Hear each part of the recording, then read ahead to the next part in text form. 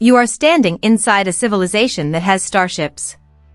Folding space, instant travel, jumping from one star system to another like it is nothing.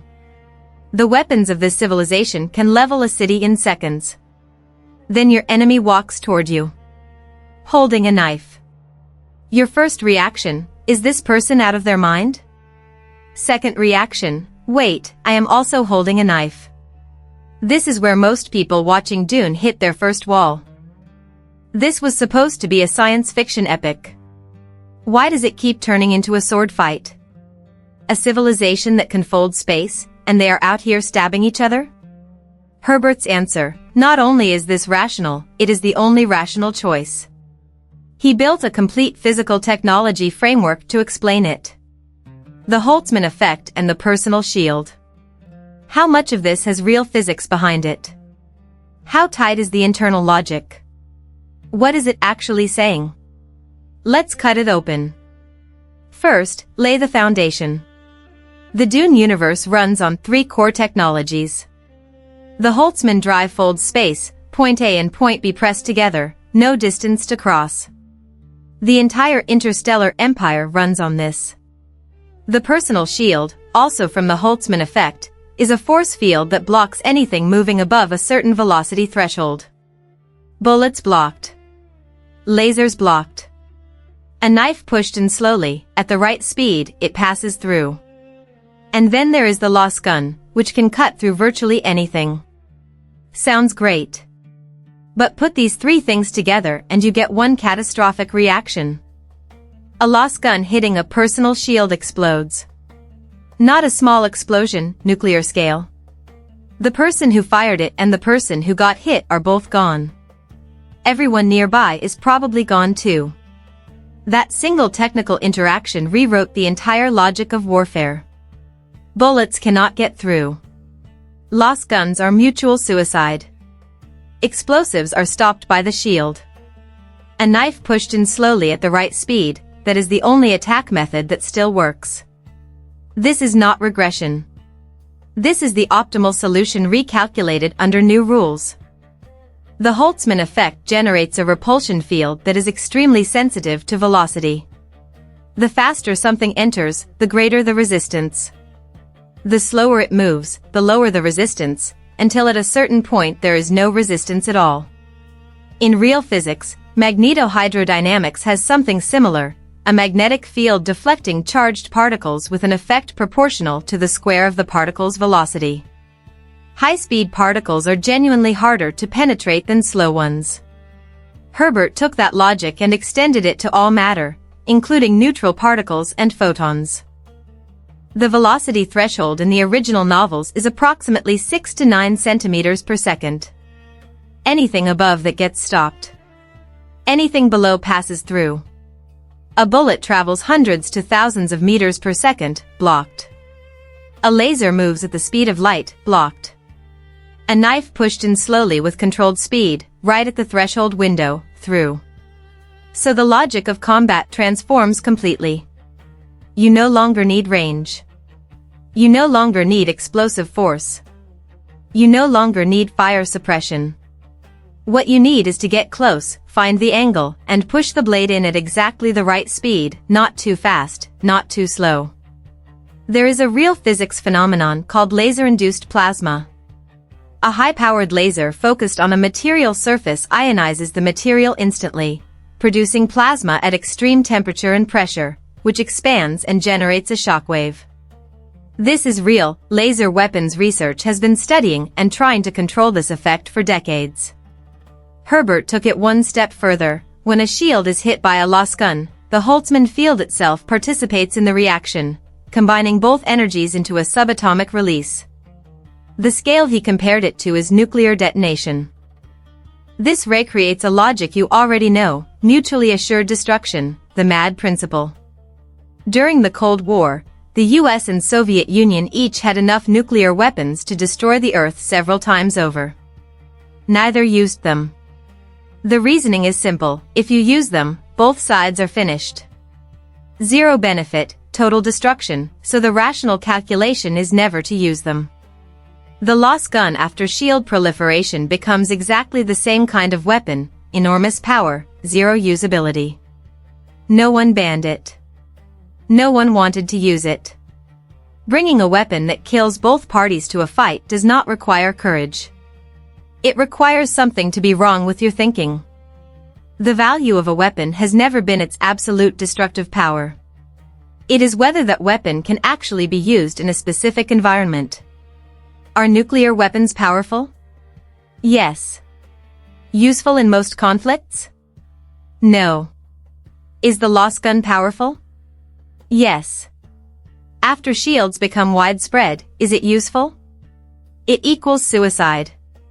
This is a pattern that appears repeatedly in military history. When the cost of using a weapon exceeds any possible benefit, that weapon disappears from the battlefield without anyone having to ban it.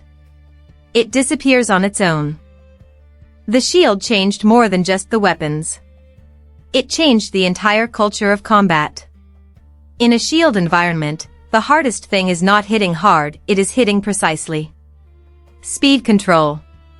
Too fast and the opponent's shield throws it back. Too slow and the opponent has time to react and move. You are looking for the exact velocity window that gets through, and you have to complete the attack before the opponent adjusts. The physical control and psychological game this requires is an order of magnitude higher than ordinary fighting. This is also why the sword masters of Jinaz exist in Dune. Wearing a personal shield for extended periods produces a dulling effect on the nervous system. You cannot run a shield around the clock like permanent armor. The timing of when you activate and deactivate it is itself a combat skill. A good fighter needs to know when to turn it on and when to turn it off. That judgment is something you train, the same way you train when to draw the blade. The shield is not a passive protective layer. It is an active tactical tool. Wrong timing and it is as good as not having one. The most brilliant detail in Dune, on the planet Arrakis, activating a personal shield summons sandworms. Sandworms are extremely sensitive to the specific vibration frequency produced by shields and will track that vibration and attack. Which means on this planet, the most advanced personal defense technology is a suicide tool. The Freemen do not use shields not because they cannot afford them, because using one is asking to die. This forced them to develop an entirely different combat philosophy: speed, ambush, deep familiarity with the desert terrain. The same technology, in a different ecological environment, completely reverses its strategic value. Imperial troops arrive with the most advanced shields and find them a liability in the desert. The Freemen have no shields and thrive in sandworm territory. This is Herbert's sharpest design move: technology has no inherent value of good or bad. Environment determines everything. There is no weapon that works everywhere. There is only the best available choice under specific conditions. This principle runs from individual combat all the way to the fate of civilizations. There is one more piece of context that cannot be skipped: the Butlerian Jihad. About 10,000 years before the events of Dune, humanity fought a war against thinking machines, because those machines had once ruled and enslaved humans. Humanity won. Then they destroyed every computer and established a prohibition that became almost religious: do not build machines that can simulate human thought. In this world, computers are contraband. Not because the technology does not exist, because the entire civilization considers building them morally unacceptable. In modern warfare, the things that actually work, guided missiles require computers. Drones require computers. Long-range precision strikes require computers to calculate trajectories. In the Dune universe, none of this exists. Not because the technology is unavailable. Because it is not permitted. Now stack all three constraints together: shields eliminate all high-speed weapons, guns become scrap metal. Lasguns hitting shields means mutual annihilation, effectively unusable. Computers are banned, so all guided weapons do not exist. What is left is only the knife. Why did Herbert design this framework with such precision?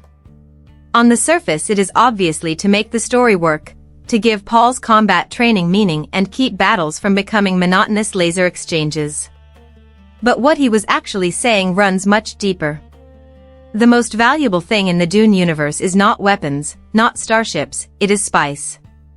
Spice is necessary for folding space travel, and it is only produced on one planet, Arrakis.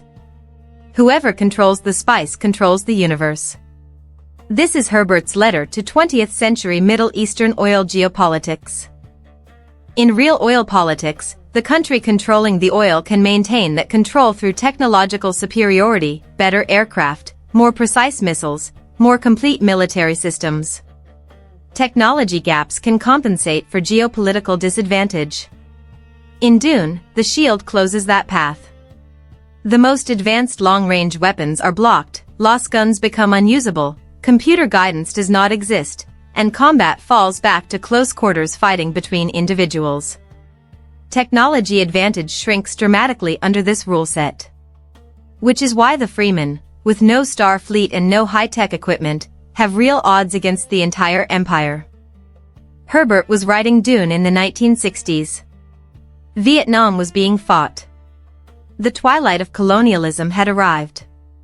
A series of technologically overwhelming powers were finding themselves unable to move geopolitically.